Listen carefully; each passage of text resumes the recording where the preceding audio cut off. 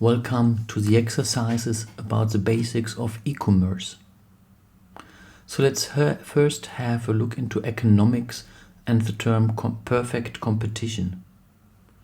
Probably you have heard about this term. Maybe you can just look it up in Wikipedia and you have the perfect competition or the perfect market.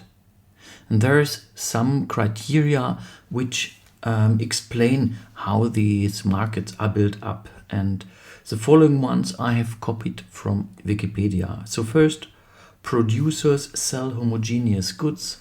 Second, all firms are price takers. There is no company who can determine the price because it's a monopolist. Third, perfect information. Everybody knows everything. Fourth, no barriers to enter and exit. So for example, you can build up a company easily. You do not have any kind of barriers here. And finally, all firms have relatively small market share and cannot influence the price.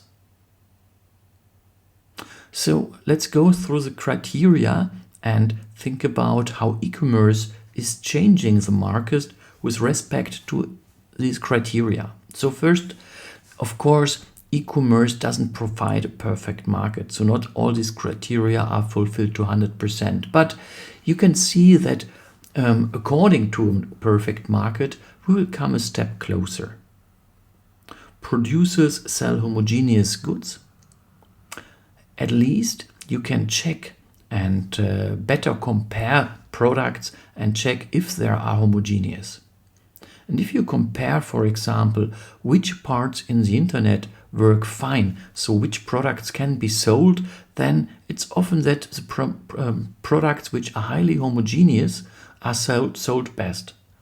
For example, Amazon did start with books, and a copy of a book is perfectly homogeneous. If you buy a copy of a book in one bookstore or in another bookstore, they're perfectly fine.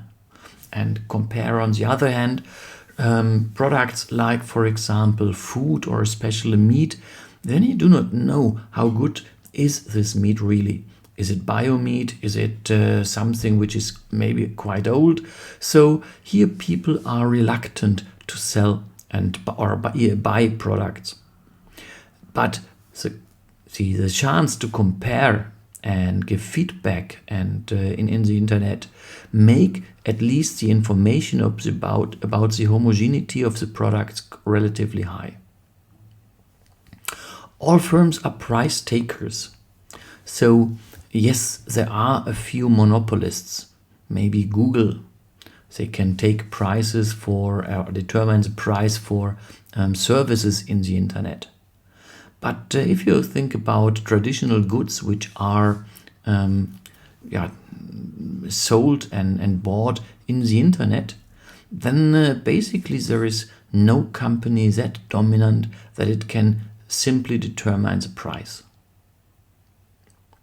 Perfect information, we still do not know everything. But it's much easier to get information and to get feedback of other sellers and buyers about products.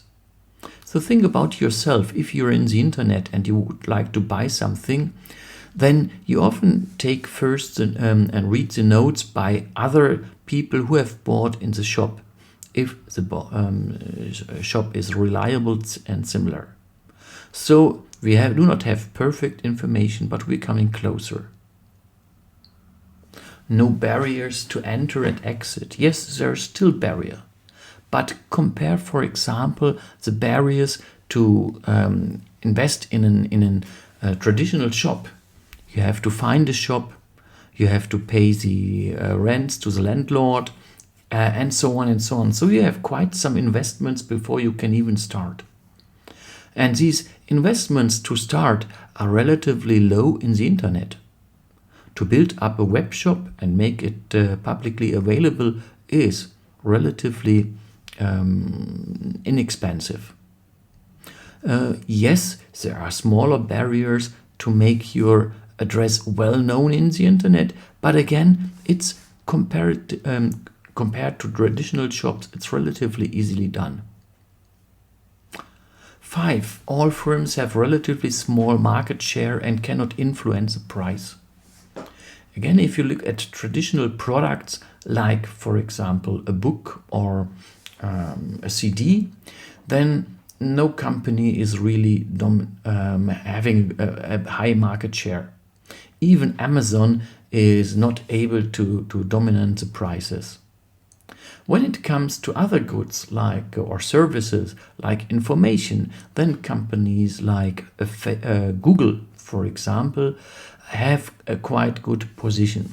And yeah, the EU, for example, is trying to regulate and breaking this power so that we are coming closer to this perfect competition, even in criteria 5.